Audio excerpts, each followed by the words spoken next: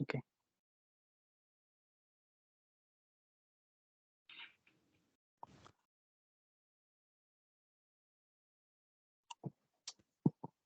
तो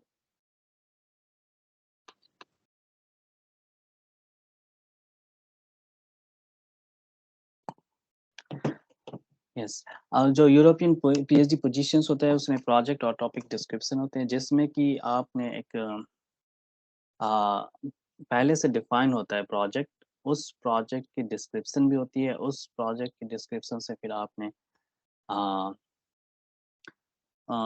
अपनी एक डॉक्यूमेंट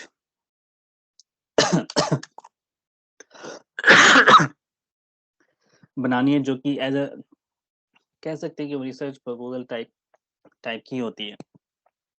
तो इसके बारे में ज़्यादा अल्ताफ़ भाई डिस्कस करेंगे। अब now comes to the point the research proposal, what is research proposal? जैसे हमारे पास एसओपी था, लेटर ऑफ मोटिवेशन था, स्टडी प्लान था, जिसमें हम कहते थे कि मेरा लॉन्ग टर्म प्लान ये है, मैंने ये किया है पास्ट में, मेरी एकेडमिक्स ये है। सिमिलर टू दैट डॉक्यूमेंट यहाँ पे आपने रिसर्च प्लान बतानी है। रिसर्च प्लान आपने क्या किया है, कैसे करा है और क्या आप करना चाह रहे हैं। मेनली प्रपोज्ड है, ये प्रपोज़ल है, रिसर्च प्रपोज़ल।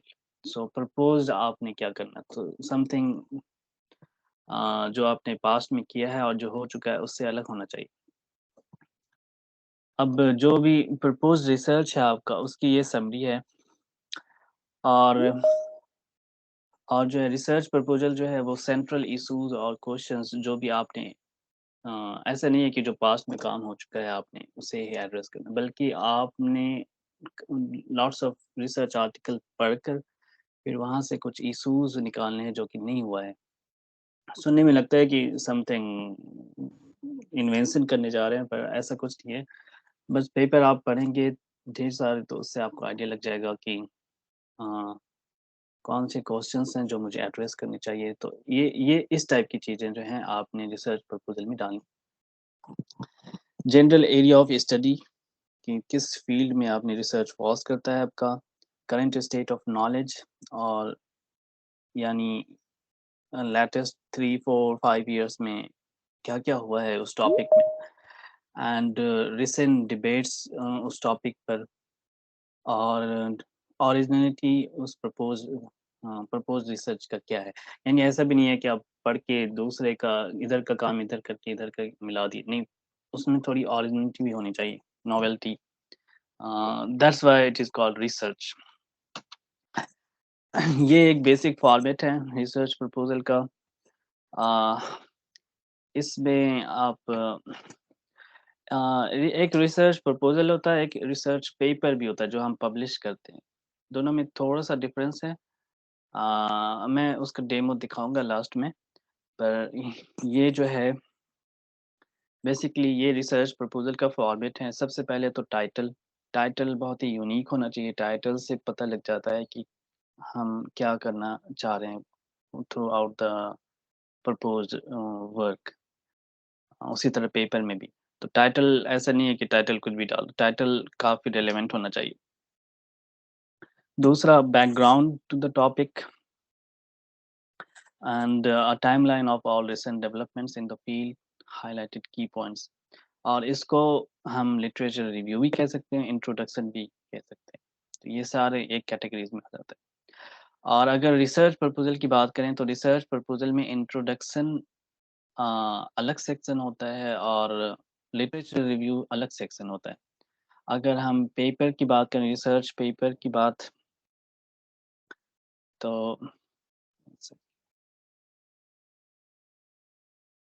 अगर हम रिसर्च पेपर की बात करें तो उसमें ये तीनों चीज़ एक में ही आ जाता है एक सेक्शन में।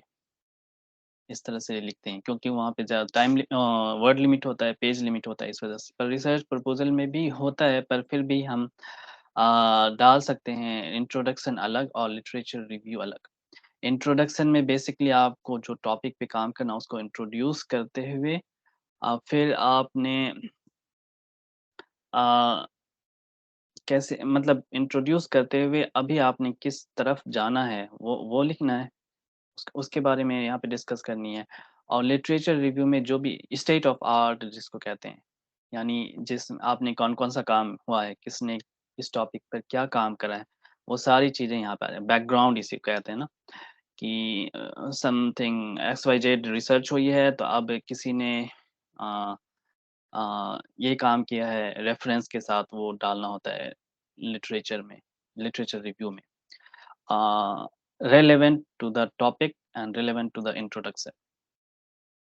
उसके बाद सबसे जो मोस्ट इम्पोर्टेंट कि जब आपने स्टडी करनी है स्टेट ऑफ आर्ट और लिटरेचर रिव्यू, तो वहाँ पे आपने कम टू द पॉइंट आना है कि क्वेश्चंस क्या आप क्या करना चाहते हैं? रिसर्च जो आपने सोचा है वो काम क्या इन्वेस्टिगेट करेगा?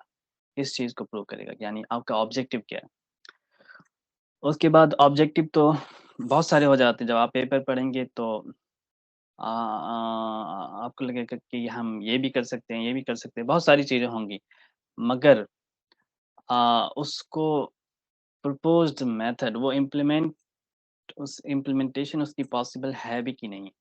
और है तो मतलब बहुत ज़्यादा मुश्किल तो नहीं है। उस जब इम्प्लीमेंटेशन की बात आती है तब हम वहाँ पे देखते हैं कि इक्विपमेंट है या नहीं है, लैब कैसी है। इसी से डिसाइड होता है यूनिवर्सिटी एडमिशन जब हम बहुत सारी ऑफ़र लेटर आ जाएगी तो फिर हम डिसाइड करते हैं कि किस यूनिवर्सिटी में जाना है। वो लैब फैसिलिटीज़ पे, professor funding university funding, professor funding in सारी चीज़ों पे।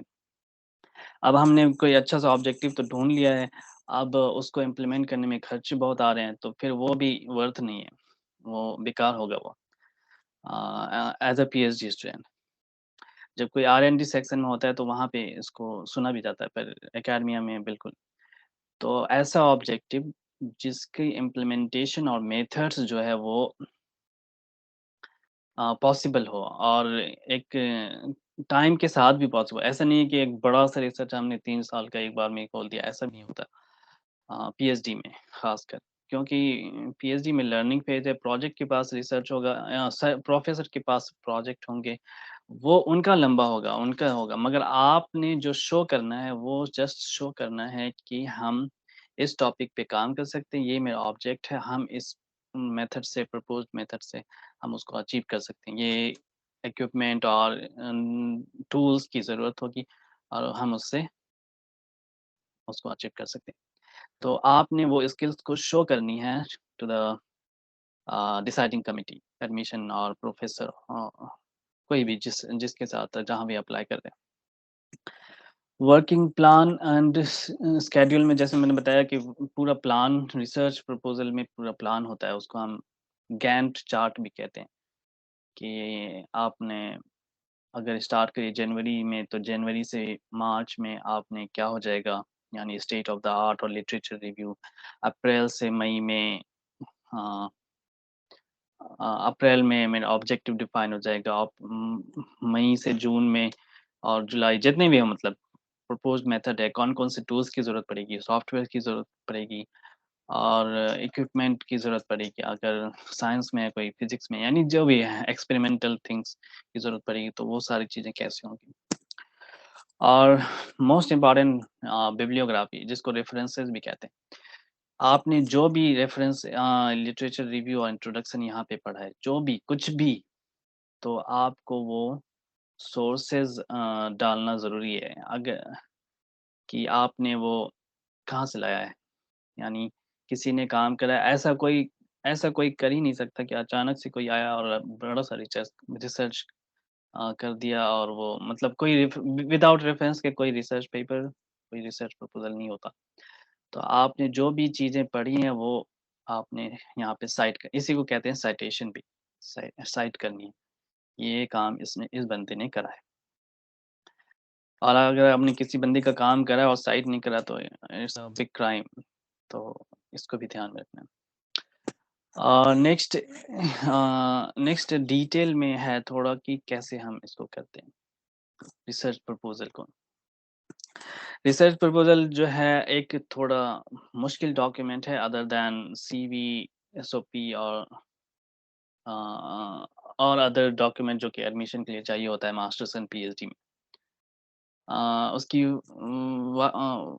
सिंगल रीज़न ये है कि यहाँ पे आपने रिसर्च पेपर की स्टडी करने के बाद, एब्ज़ॉर्ब करने के बाद, फिर उसके बाद जो है आपको स्टार्ट करनी है, तो इट विल टेक टाइम, क्योंकि रिसर्च प्रपोज़ल और जो हम पढ़ाई करते हैं एकेडमिया में, वो थोड़ा-सा गैप है उसमें। तो उसके लिए थोड़ा टाइम चाहिए होता है। यानी रिसर्च प्रपोज़ल्स के लिए आपने थोड़ा टाइम चाहिए होगा। 6 मंथ्स, 4 मंथ्स और 1 ईयर, डिपेंडिंग कि आपकी कैपेबिलिटी क्या है और आप जो स्टेट ऑफ द आर्ट और लिटरेचर रिव्यू कर रहे हैं, आप उसको कितना एब्ज़ॉर्ब कर रहे हैं। तो इसमें जस्ट आते हैं लेंथ। लेंथ जो है जहाँ भी अप्लाई करेंगे वो अ, स्पेसिफ़ाई करते हैं लेंथ, आइदर वर्ड्स में, आइदर पेजेज़ में, इस टाइप की चीज़ों में, यानी स्पेसिफ़ाई होगा। अगर स्पेसिफ़ाई नहीं हो, तो जैसे प्रीवियस स्लाइड्स में था 2500 टू 400 वर्ड्स इज़ इनफ और 3-4 pages are enough. Uh, minimum ये सारी चीज़ें आपने उसमें जहाँ भी अप्लाई करेंगे उसमें दिया होगा कि फ़ॉन्ट क्या होगी, अ कौन-सा वो टाइम्स न्यू रोमन होगा या फिर अदर फ फ फॉर्मेट होगा, लेंथ क्या होगी, मिनिमम लेंथ क्या होगी, इस टाइप की चीज़ें। तो इसमें तो कुछ बस अगर बहुत ही कम है, कहीं-कहीं पे कहते हैं कि 1000 वर्ड्स में करो, तो वहाँ पे थोड़ा आपने बड़ा मतलब अपने रिसर्च को कन्फाइन करने के लिए आपने वो भी लर्न करना है कि उसको हम कैसे 1000 वर्ड में लाएँ, जो सारी चीज़ें भी हो जाए और अच्छा भी हो, प्रेज़ेंटेशन उसका अच्छा हो, जो 1000 वर्ड में। हम अगर किसी 3000 वर्ड्स को 1000 वर्ड्स में कर रहे हैं, तो उसका प्रेज़ेंटेशन जो है वो बहुत ही ज़्यादा अच्छा हो। तो वो भी एक आर्ट है। तो वो भी टाइम के साथ आएगा, आप करेंगे तो फिर आ जाएगा। हाँ, देन टाइटल। टाइटल इज़ पहले बताया, टाइटल जो है आपने टाइटल जो है वो शुरू में नहीं आता। पेपर्स पढ़ेंगे, उसके बाद ऑब्जेक्ट होगा, उसके बाद फिर आपने थिंक करना है क्या है और फिर उसके बाद टाइटल आएगा। और मेबी टाइटल बहुत बार चेंज भी होगा, 5, 6, 7, 8 बहुत बार। तो इसमें कोई दिक्कत नहीं। वो जैसे-जैसे आप स्टडी करते जाएँगे, आइडिया आता जाएगा, उसके हिसाब से फिर टाइटल। और फिर बैकग्राउंड मैंने बता दिया, बैकग्राउंड, लिटरेचर, इंट्रोडक्शन ये सब सेम था। एम्स यानी गोल्स यानी ऑब्जेक्टिव, इसमें जैसे पहले प्रीवियस स्लाइड में करा था, बस यहाँ पे वही है कि what do you want to know, prove, demonstrate, analysis, test, investigate और एग्जामिन। अ, जो भी प्रोजेक्ट हैं तो वो हम उसको बुलेट पॉइंट और नंबरिंग में वो ताकि ज़्यादा समझ में आए पढ़ने वाले को, प्रोफेसर को। Provide an outline of research proposal enable, यानी जो भी हो पॉइंट वाइज़ में बना दें तो सीधे-सीधे हमें पता चल जाएगा, अच्छा ये बंदा ये करना चाह रहा है। उसके बाद मेथोडोलॉजी में जो भी ऑब्जेक्टिव हमारा था, वो हम कैसे अचीव कर रहे हैं। How do you anticipate you will achieve these AIIMS? What do you need in special requirements, software material? Can you access necessary data और expertise? ये सारी चीज़ें, यानी इस गोल ऑब्जेक्टिव को पूरा करने के लिए ये सारी चीज़। Do you require particular resources? Are there barriers और पिटफॉल्स? ये बहुत सारे जो भी चीज़ें आपकी फील्ड के अकॉर्डिंग ये पता चलेगा। बायो वालों का अलग होता है, क्योंकि उसमें लिविंग थिंग्स से डील करते हैं तो वहाँ पे अलग होता है। इंजीनियरिंग में softwares, tools, different types of things होते हैं, लाइसेंस चाहिए होता है, तो वो सारी चीज़ें आपकी कैसे आप करेंगे वो यहाँ पे बताना होगा। और किस यस, उसके बाद एक्सपेक्टेड आउटकम्स, सिग्निफिकेंस और रेशनल। अच्छा, रिसर्च प्रपोज़ल में रिज़ल्ट नहीं होता, क्योंकि रिज़ल्ट तो हो नहीं सकता क्योंकि हम प्रपोज़ रिसर्च कर रहे हैं। तो ये एक्सपेक्टेड आउटकम्स आपने बताना है कि मैं इस ऑब्जेक्ट को करने के बाद, ये मेरा एम था, ये मेरी मेथोडोलॉजी है, इसके बाद मुझे ये मिलेगा। तो वो आपने बता देना है कि ये मैं अचीव करना चाह रहा हूँ। रिज़ल्ट की ज़रूरत नहीं है यहाँ पर। तो एक्सपेक्टेड आउटकम, सिग्निफिकेंस और rational, why is it important? अच्छा, जो काम आप कर रहे हैं ये इम्पोर्टेंट क्यों है? ऐसे भी कोई से भी मतलब रिसर्च नहीं उठा सकते, बल्कि उसका कंट्रीब्यूशन टुडेज़ वर्ल्ड में क्या है? वो वो आपने आंसर करना है। What do you expect it will deliver यानी result. Result means like expected result, not graph और समथिंग कि वो फाइनल रिज़ल्ट और डाटा हो, बल्कि ये मैं काम करूँगा तो मुझे ये चीज़ मिलेगी, just generalised result. What are the expected outcomes? Same thing. Uh, establish the importance of your project by highlighting. और फिर से वही बात की ओरिजिनलिटी भी आपने शो करनी है कि ओरिजिनलिटी क्या है इस काम की। यानी काम आप जब ने 20 पेपर पढ़ा, 30 पेपर पढ़ा तो फिर आपने उससे कैसे पता चला कि ओरिजिनलिटी इसमें क्या है? तो वो आपने शो करनी है, हाइलाइट करनी है कि ये मेरी ओरिजिनलिटी इस काम की, इसलिए ये पब्लिश होना चाहिए, इसलिए या सिलेक्ट होना चाहिए प्रपोज़ल के लिए। अ, तो ये आपने शो करना है। हाइलाइट द बेनिफिट्स पॉजिटिव या वही कि आपने मॉडर्न सोसाइटी को ये कैसे आपने कंट्रीब्यूट कर रहे हैं, क्या क्या advantage indicate the time table for each broad stage considering literature survey, data collection, production, ये सारी चीज़ें मतलब टाइमलाइन के साथ और references. References is much more important than all other section. How to start writing, यहाँ पे हम ब्रीफली डिस्कस करेंगे कि कैसे हम स्टार्ट। पहले तो आपने डिफाइन करना है अपना एरिया। अब इस एरिया को डिफाइन करने के लिए जैसे मैं इलेक्ट्रिकल बैकग्राउंड से हूँ, बी बैचलर इलेक्ट्रिकल का स्टूडेंट है जो। अच्छा इसे स्टार्ट कब करेंगे? तो मोस्टली ये जो होता है अक्सर पीएचडी के एडमिशन के लिए होता है, पर कहीं-कहीं पे मास्टर्स के लिए भी माँगते हैं। तो मास्टर्स के लिए भी इवन कहीं-कहीं पे 1 पेज का बैचलर में भी कह सकते हैं रिसर्च आइडिया क्या है, रेयर जगह पे। और बैचलर वालों के लिए ये डॉक्यूमेंट बेसिकली होता नहीं है। इवन मास्टर्स वालों के लिए क्योंकि एक डीप स्टडी चाहिए होता है। पर कुछ-कुछ मास्टर्स प्रोग्राम आजकल हैं जहाँ पे ये चाहिए होता है और बच्चे कर भी रहे हैं तो है मतलब उस मास्टर्स वालों को तो आना चाहिए बहुत अच्छे से। तो इसमें जैसे मैं बी इलेक्ट्रिकल से हूँ, अब इलेक्ट्रिकल में मुझे पता है, पावर इलेक्ट्रॉनिक्स है, पावर अब पता है। बैचलर में था तो मुझे उतने अच्छे से नहीं आइडिया था। तो power electronics, power systems, control system, signal systems ये सारी चीज़ें जो हैं इलेक्ट्रिकल में एक एक कह सकते हैं हम सब डिवीज़न है। जैसे एमटेक होता है अगर आप लोगों को पता हो कोई ज़्यादा सीरियस हो तो एमटेक होता है पावर सिस्टम में, रिन्यूएबल में और कंट्रोल में। तो अब ये एक फ़ील्ड है, तो आपने किस फ़ील्ड में जाना है ये आपको बैचलर में डिसाइड करना है। यानी जब भी आप पेपर पब्लिश करना चाह रहे हैं, तो उसी डोमेन में रहें। उस डोमेन में रहने से आपकी स्टडी भी अच्छी होगी, आप अच्छा कर सकते हैं। आपको अ इस्ट अंडरस्टैंडिंग भी उस टॉपिक की बहुत अच्छी होगी, बार-बार चेंज नहीं करना पड़ेगा।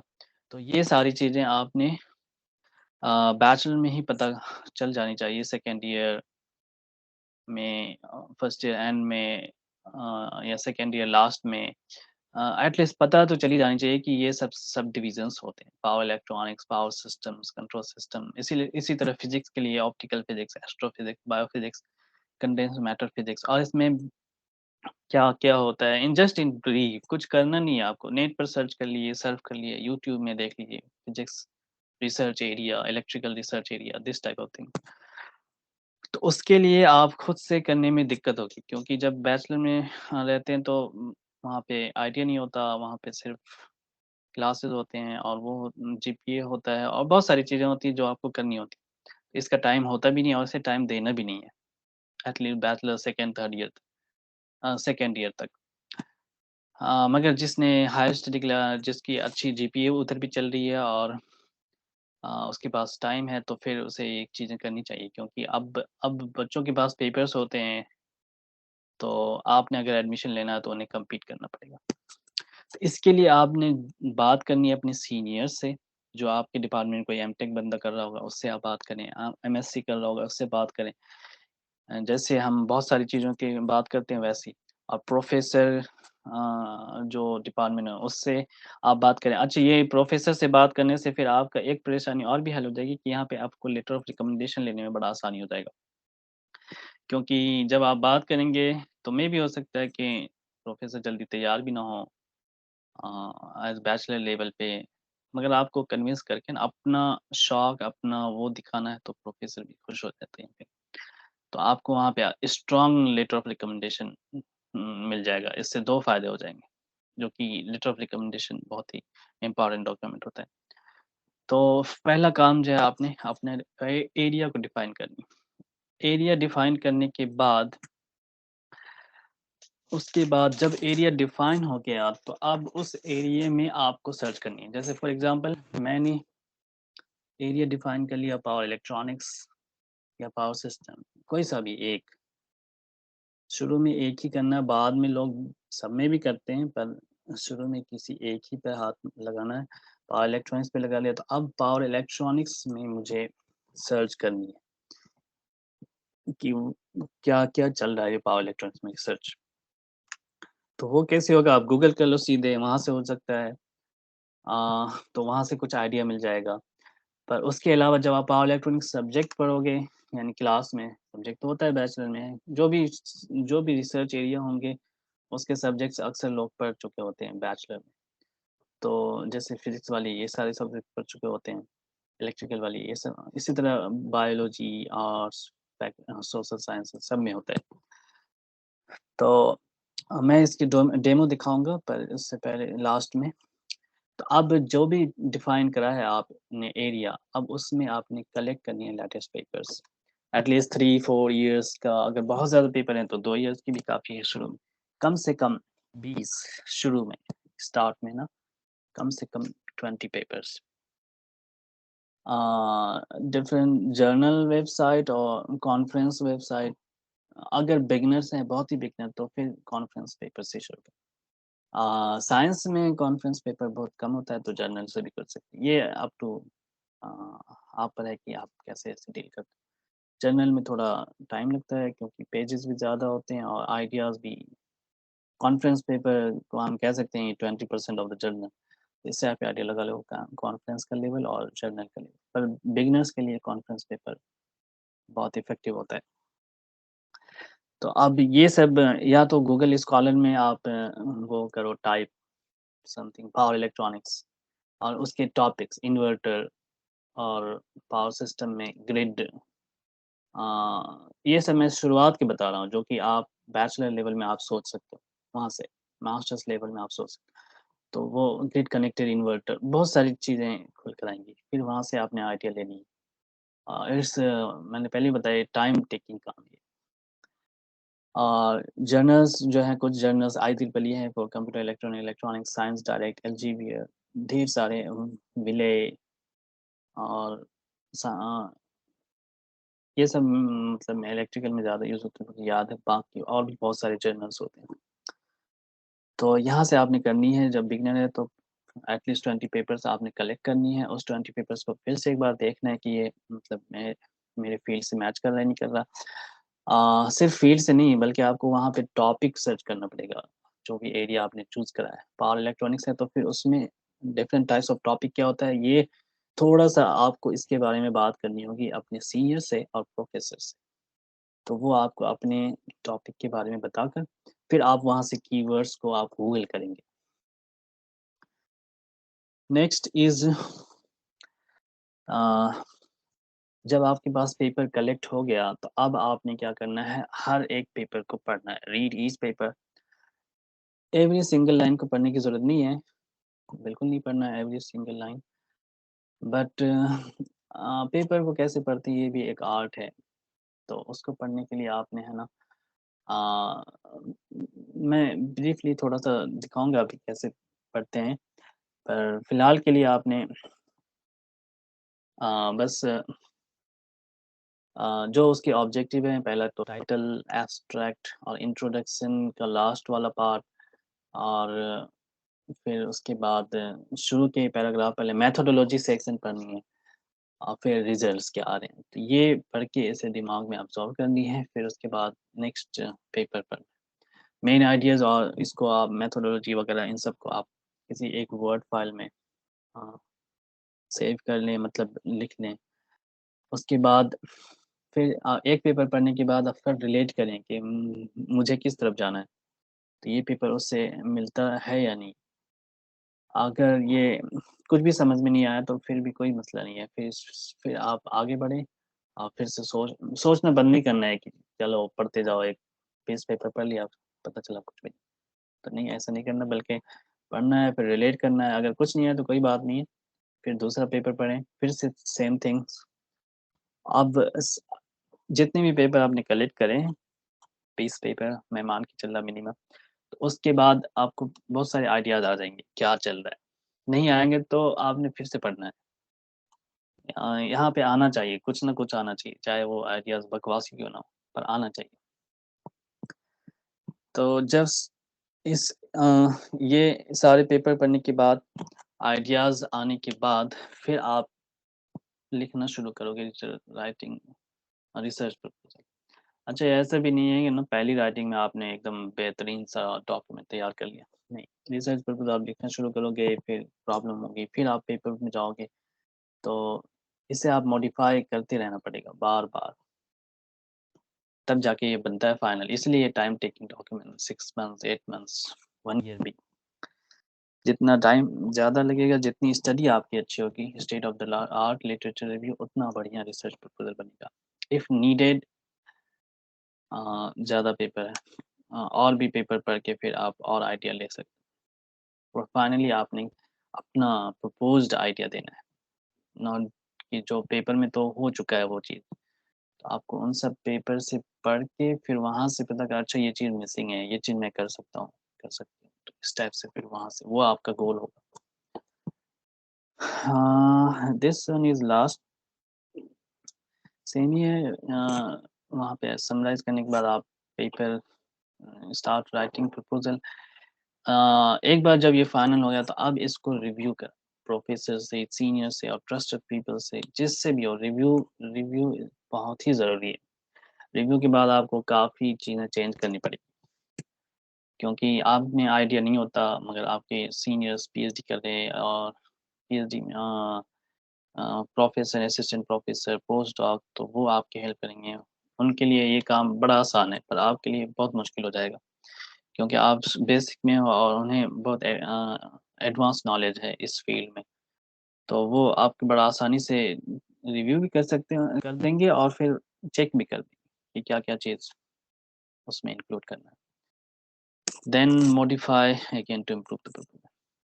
तो ये सारी चीज़ें थी बहुत ही बेसिक। मैं इसका दूसरा सेशन बाद में करूँगा, इन डिटेल हर सेक्शन को कैसे करते हैं।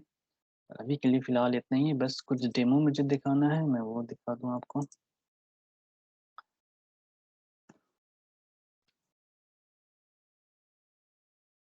First of all this one is something, one एक जर्नल पेपर। हुँ। हेलो, मेरी जी, स्क्रीन जी, दिख सुन रही रहा है? हूँ आप प्रोसीड करें। क्या? प्रोसीड करें आप बताएँ। वो पेपर दिख रही है, ये वाला हायरार्कीज़। हाँ, हाँ, जी। ठीक है। तो जैसे ये एक पेपर है, तो अब ये जर्नल पेपर है, transaction on smart grid something, ना वॉल्यूम 3 फलाना-फलाना। तो अब ये एक टाइटल हो गया। अब ये एब्स्ट्रैक्ट है, ये आपने पढ़नी है,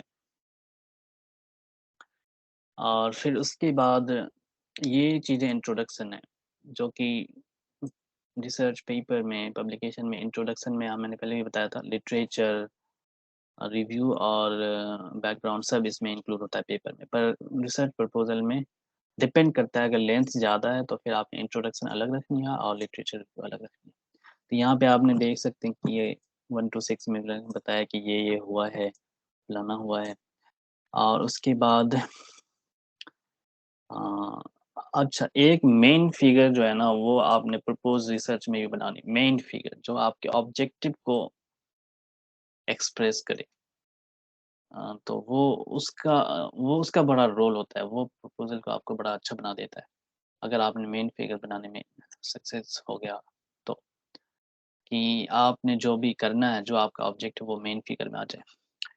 उसके बाद आपने, मैंने कहा कि लास्ट के इंट्रोडक्शन में आप यहाँ पे देख सकते हैं, ये लास्ट में,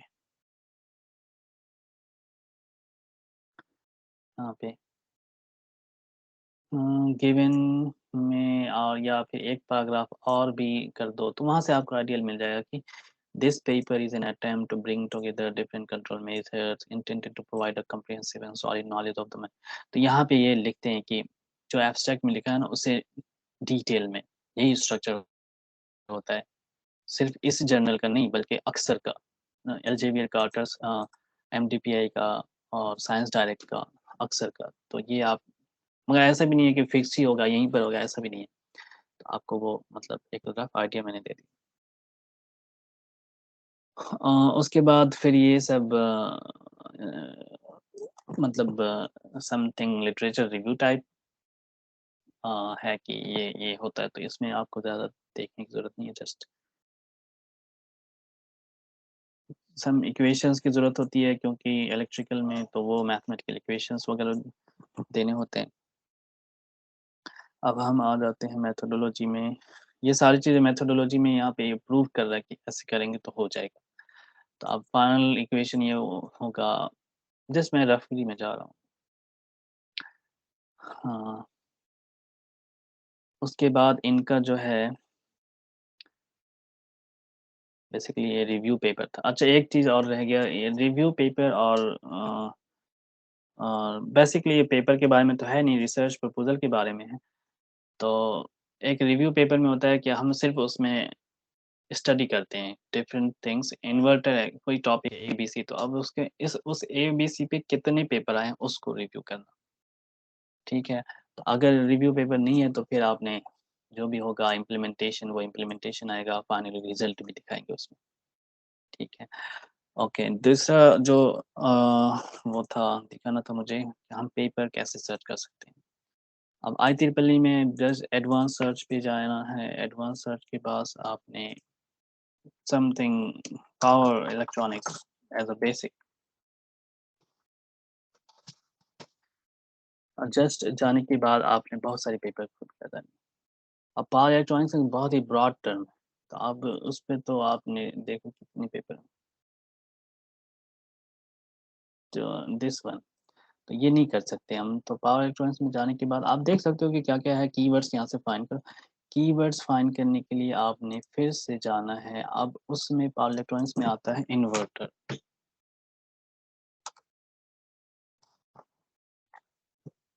अब टाइम भी सिलेक्ट कर दो आपने, मैंने कहा था बस 2-3 साल का, that will show the papers. तो इन सारे पेपर से आपने फिर किस चीज़ पे जाना है वो अपने टॉपिक जो माइंड में सोचा है जो ऑब्जेक्ट उसके अकॉर्डिंगली आपने पेपर सेलेक्ट करना है। फ्री नहीं होता पेपर, फ्री नहीं होता है, पर साइ हब से और दोस्तों से और एक फ़ेसबुक ग्रुप भी है, उसमें आप पेपर लिंक दे देंगे तो वो पेपर डाउनलोड करके आपको भेज देंगे। साइ हब से हो जाता है वैसे, और फ़ेसबुक ग्रुप है, अगर जो पेपर यहाँ से नहीं हो पा रहा हो, वो वहाँ से आप कर लें, ठीक है? उस फ़ेसबुक ग्रुप में आप लिंक डाल देंगे, वो पेपर के लिए ही बनाया है लोगों ने। जिसको चाहिए होगा वो मुझे टेक्स्ट कर दे बाद में, फ़ेसबुक ग्रुप या मैसेंजर पे या फिर ईमेल। और एल्जेवियर ये अनदर जर्नल है। अब अनदर जर्नल में यहाँ पे पेपर कैसे सर्च करेंगे वो भी आ जाएगा, है ना? Keyword, title, subject area. तो माइक्रोक्रिट, तो यहाँ पे जितनी बात, अच्छा कुछ माइक्रो जो रिसर्च बुक्स होते हैं जो कि आपने मतलब बहुत मुश्किल होता है, इससे भी आपने नहीं मिलेगा वो, फ़ेसबुक ग्रुप पे भी नहीं मिलेगा। तो उस सेक्शन में करें क्या, आपने एक बड़ा बेहतरीन सा साइट है लिबजेनेसिस, पहले पता भी होगा बहुत सारे लोगों को। यहाँ पे आईएसबीएन आप सेलेक्ट करें, रिसेंट बुक मिल जाती है यहाँ से। बहुत ही रिसेंट पब्लिश्ड बुक जो है वो बड़ी आसानी से मिल जाएगी फ्री में। तो मेबी आईएसबीएन, तो ये भी एक वो है लाइब्रेरी जेनेसिस वगैरह साइट्स, ये वाली नहीं।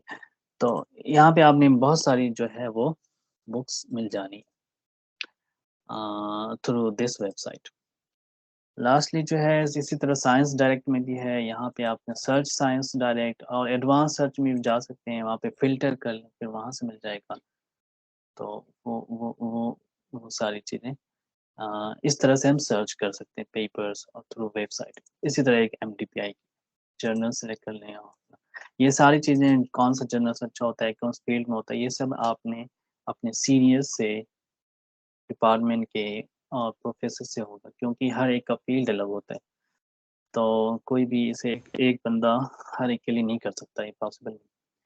तो ये आपने अपने डिपार्टमेंट वगैरह से तो ये मेरी तरफ से था, बाकी अब आपने अल्ताफ़ भाई कंटिन्यू करेंगे? तो अस्सलाम वालेकुम। सीरीन भाई, सब कुछ तो आपने कह दिया। It was actually great presentation. बहुत शानदार प्रेज़ेंटेशन था। बहुत ही मुफ़ीद, बहुत ही फ़ायदेमंद। जितने भी बडिंग रिसर्चर्स हैं उनके लिए तो ख़ास करके जो अप्लाई कर रहे हैं अब्रॉड के लिए, I think is the best one so far in this regard, like कि रिसर्च प्रपोज़ल लिखना हो। और आई थिंक ये आपको पीपीटी शेयर करनी चाहिए प्लेटफ़ॉर्म पे। हाँ, इंशाल्लाह। हाँ, ये बहुत अच्छी पीपीटी है वाक़ई में, क्योंकि मुझे भी बड़ा फ़ायदा हुआ इससे। हुँ, इवन कुछ चीज़ें ऐसी थी जो बिल्कुल जिस जिस चीज़ों से मैं भी नावाकिफ़ था, कुछ 1-2 पॉइंट्स थे, तो मुझे भी सीखने को मिले। ख़ैर, आपने बहुत कुछ डिस्कस कर दिया, but that's why I am reducing my topic. Just I am going to discuss about कि कुछ पीएचडी पोज़ीशंस के बहुत बड़े प्लेटफ़ॉर्म्स हैं। जब मैं अप्लाई कर रहा था पीएचडी के लिए, तो बड़ा फ़ायदेमंद साबित हुआ था मेरे लिए। तो मैं कुछ 2-3 पीपीटी शेयर करूँगा, I think, because you have already discussed all the things. तो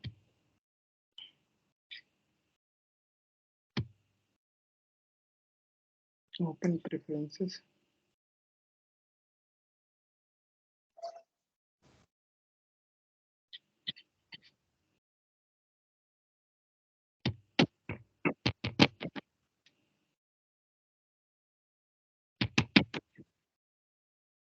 ये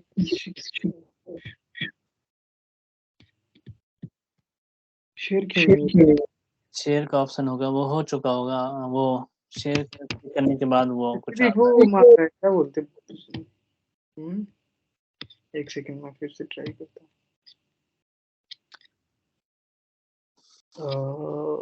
पीपीटी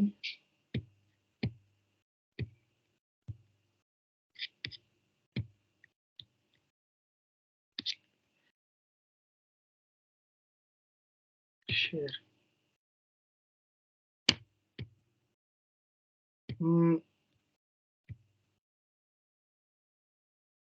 मेरे पास एक्सेस है तो है ना? होना चाहिए। अब क्लो है, मुझे भेज दें पीपीटी। एक second, okay, just sending you.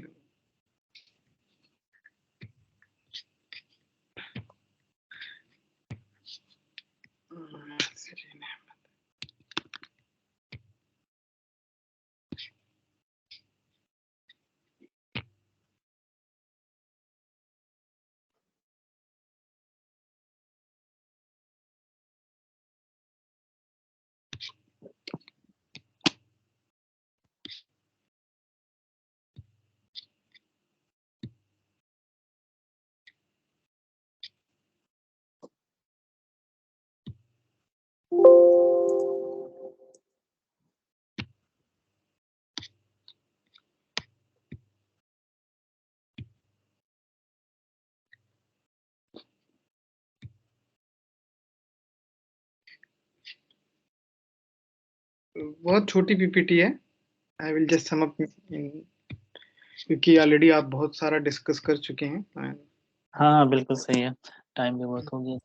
Time भी काफ़ी हो गया है, तो I am just going to tell about my experiences that I had when I was applying my PhD. किस पे भेजा है, जीमेल पे? जी, जी, सीरीन अहमद जी, सीरीन एएमयू, serene.amu@gmail.com।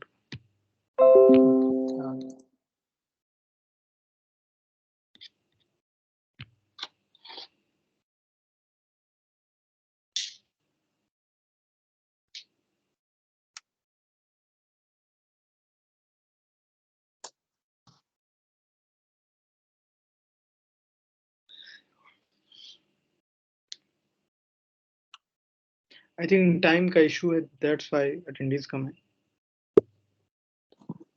हाँ, हो सकता है क्योंकि रजिस्टर तो बहुत सारे लोगों ने करा था। अच्छा, एक्चुअली आई थिंक उतना ज़्यादा उसका वो हुआ नहीं है ना, तो लोगों के ज़हन से निकल गया होगा। खैर, we will upload this video इंशाल्लाह एंड दिख रही है एवरी PPT? जी, जी, बिल्कुल। अब इसको बड़ा कर दें। चेंज करें ज़रा। 1 सेकंड।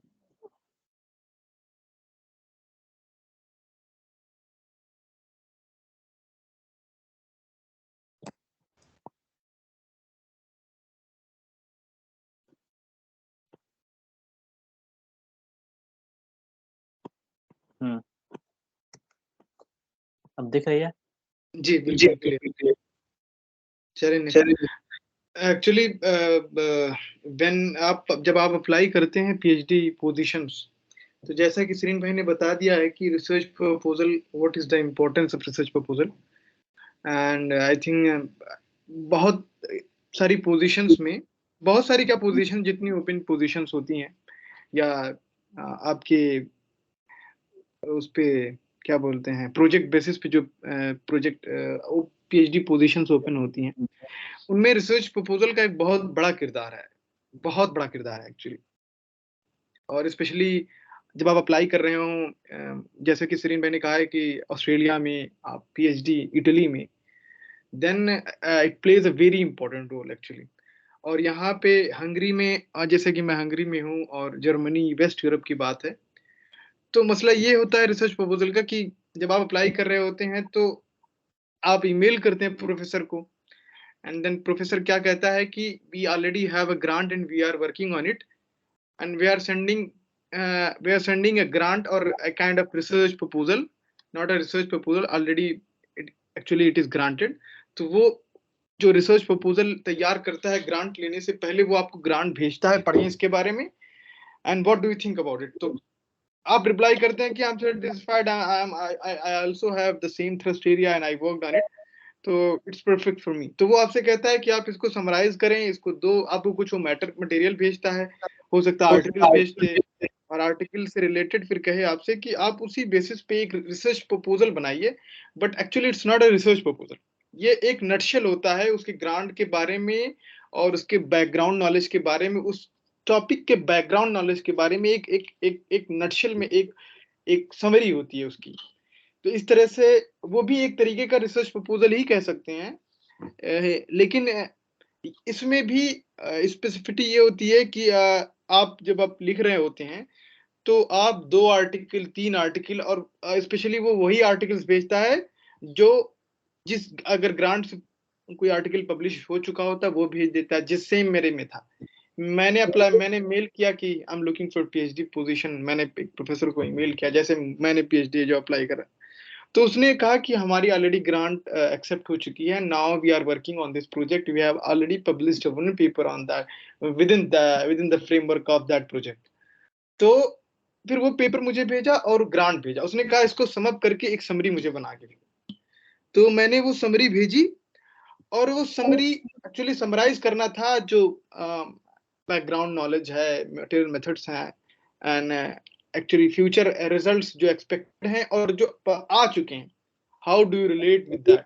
तो इट्स ऑल अबाउट कि नटशेल में एक छोटा सा रिसर्च प्रपोजल बनाना था, और ये चीज हर जगह नाउअडेज वेस्ट यूरोप में ओपन पोजीशंस के लिए, जैसे अब मैं यहाँ लगाया हूँ पीएचडी पोजीशंस इन यूरोप, यूरेक्सिस एक साइट है, आई think the most trustable site and the most genuine site for looking PhD positions I think, क्योंकि मैंने यहाँ से बहुत सारी ओपन पोजीशंस अप्लाई की थी, और मैंने डार्ट की जो पीएचडी पोजीशन अप्लाई की थी, मैंने यहीं से अप्लाई की थी, मेरा एक्सेप्ट हो गया था।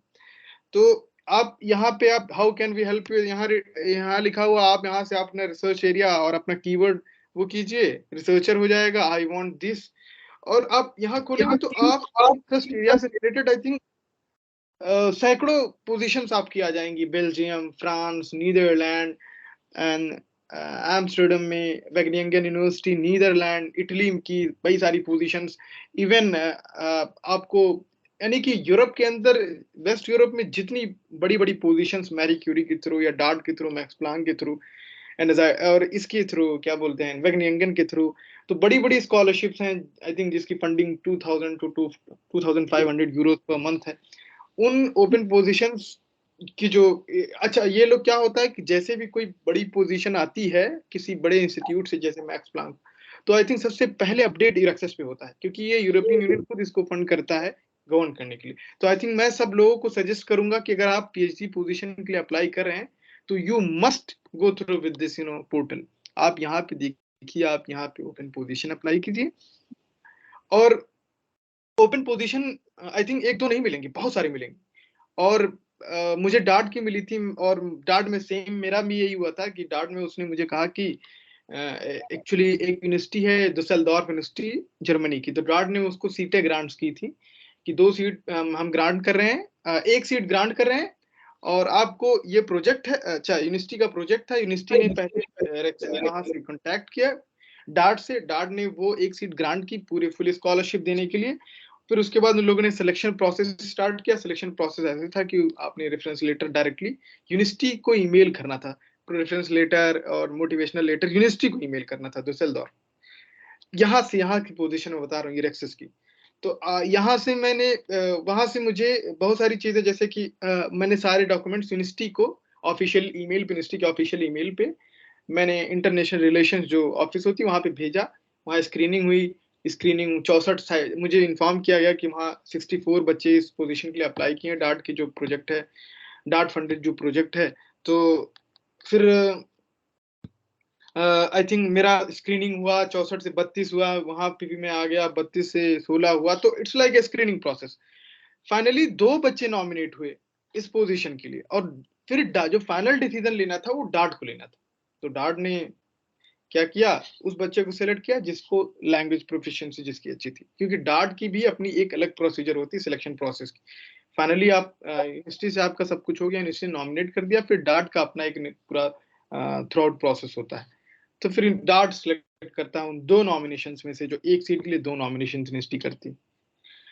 तो बस कहने का मतलब ये है कि पीएचडी पोजीशंस इन यूरोप अगर आप ढूंढ रहे हैं तो आपके लिए I think this is one of the best sites I have ever seen, क्योंकि मैं भी इससे गुजरा हूं, मैंने भी बहुत सारे पीएचडी अप्लाई किए हैं और बहुत सारे जो मेरे सीनियर्स हैं वो मुझे सजेस्ट करते थे while I was asking that where should I look this position, then they told me that you must go through with this portal.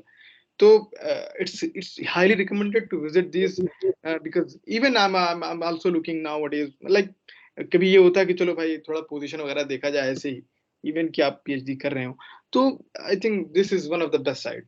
तो आप इसको जरूरी पीएचडी पोजीशंस के लिए आप इस साइट के थ्रू जरूर जाएं। स्क्रीन में नेक्स्ट करिए। Research proposal for dart PhD, actually मैं एक समरी दे रहा हूँ डार्ट के लिए।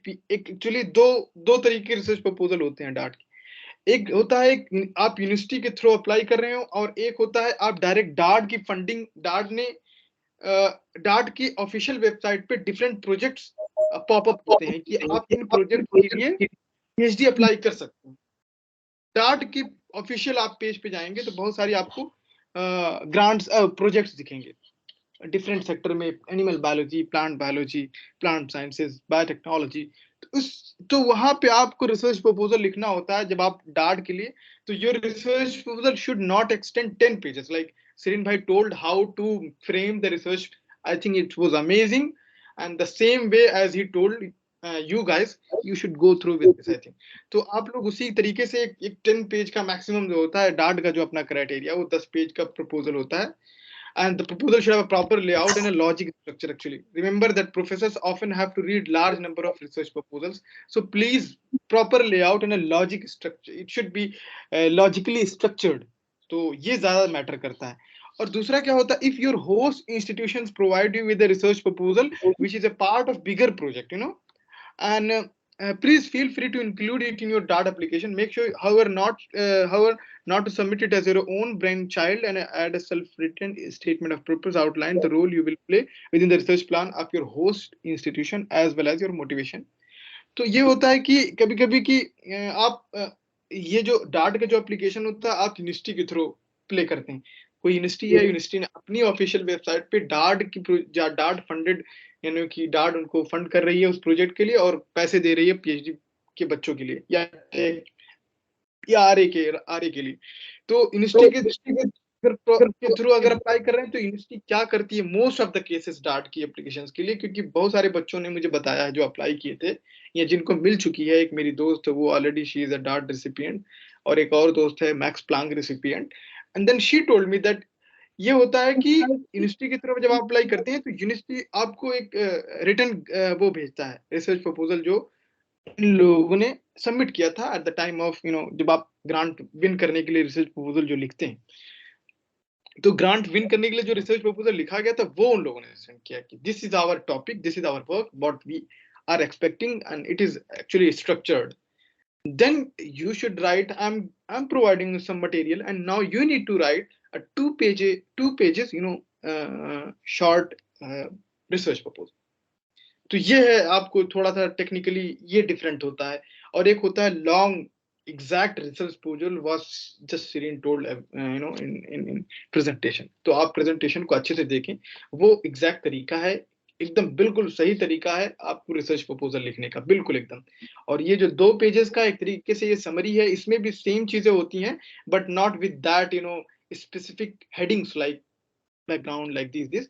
ये थोड़ा सा आपको समराइज करना है पूरी चीजों को विद इन।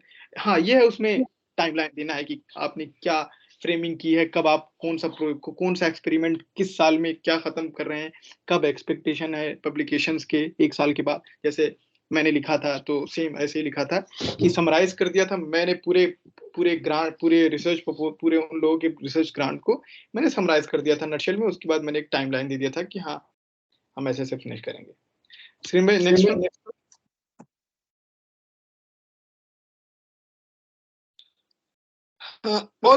और ओके, बाद जो सेकेंडली जो सबसे यूजफुल वेबसाइट मुझे लगी, ये लगी फाइंड अ पीएचडी। एक्चुअली आप यहाँ लोकेशन इवन की इसमें लोकेशन फिल्टर्स इसमें बहुत अच्छे अच्छे दिए हुए हैं। सबसे खास बात इस पे आप यहाँ मैंने यहाँ पे लिंक प्रोवाइड किया हुआ है, आप इस लिंक के थ्रू आप इस पे जाइए, आप देखेंगे खुद कि यहाँ इन लोगों ने location, institution, PhD type and funding and discipline, everything they have mentioned in just here. So तो आप एक साथ सारी चीजों को फिल्टर कर सकते हैं। आपको किस एग्रीकल्चर में ढूंढना, environmental sciences, chemistry, business and management, creative art design, biological sciences. तो they mention each and every major here. तो आप उसके थ्रू फिल्टर करके आप पीएचडी पोजीशंस ढूंढिए। एक्चुअली मसला ये होता है कि पीएचडी पोजीशंस ढूंढना not a big deal.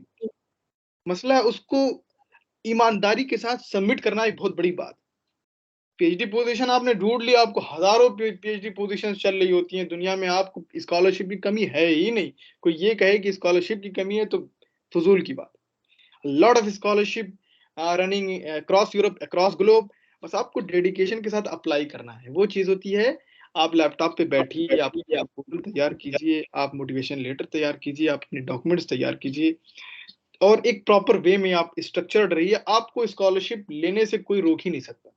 I think इस बात से सरीन भाई भी एग्री करते हो, बिकॉज मेरे कुछ ऐसे दोस्त हैं जिनको लिटरली मतलब they were not that much genius और एक्सेलेंट, लेकिन बस ये है कि उन लोगों ने डेडिकेशन के साथ अप्लाई किया, चीजें लिखी, प्रपोजल लिखा और अप्लाई किया, और उनकी पीएचडी कर रहे हैं यूरोप में अच्छे अच्छे इंस्टीट्यूशन से। कोई जर्मनी में है, कोई फ्रांस में है, कोई इटली में, and they are doing PhD. तो मैं यहाँ पे इस बात के साथ एंड अप करता हूँ कि जो टॉपिक है हमारा, how to write research proposal. I think the best way, I think so far जो मैंने सबसे अच्छा देखा है प्रेजेंटेशन बनाने का, जो मैं यूट्यूब पे देखता रहता था, how to write research proposal, but this one the Serene just presented, it's quite amazing, just go through with this. और मैंने जो वेबसाइट्स बताई हैं आपको पीएचडी ढूंढनी हो यूरोप में, आई थिंक स्पेसिफिकली यूरोप के लिए, I think these 2 websites are the best website. You don't need to go anywhere, just filter and search here, and you will find a lot of PhD scholarships. Write your proposal, write your motivational letter, write और अगर आपको कोई मसला होता है तो हमारी अमूसू वाले फेसबुक पेज पे देख लीजिए, सारे मटेरियल्स अपलोडेड हैं। SSMAF की वेबसाइट पे, ऑफिशियल वेबसाइट पे जाइए, वहाँ सारी चीजें uploaded. Thank you so much. ठीक है, इंशाल्लाह। जज़ाकल्लाह, that's finished it. It was amazing. Thank you so much. Okay. जज़ाकल्लाह everyone, thank you. Record thank you, bye bye. चलें, अस्सलाम वालेकुम। वाले